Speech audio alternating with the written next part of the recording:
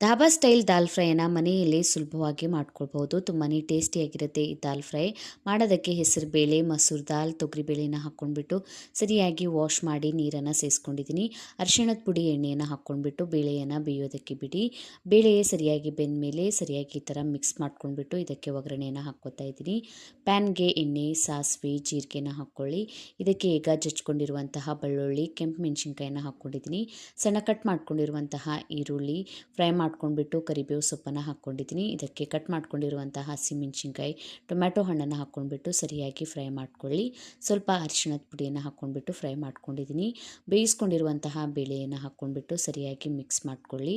ಎಷ್ಟು ಬೇಕೋ ಅಷ್ಟು ನೀರನ್ನು ಸೇರಿಸ್ಕೊಂಡ್ಬಿಟ್ಟು ರುಚಿಗೆ ತಕ್ಕಷ್ಟು ಉಪ್ಪನ್ನು ಸೇರಿಸ್ಕೊಳ್ಳಿ. ಒಂದು ಕುದಿ ಬಂದಿದ ಮೇಲೆ ಲಾಸ್ಟಿಗೆ ಕೊತ್ತಂಬರಿ ಸೊಪ್ಪನ್ನು ಹಾಕ್ಕೊಂಡ್ರೆ ಸಾಕು, ದಾಲ್ ಫ್ರೈ ರೆಡಿ ಆಗುತ್ತೆ.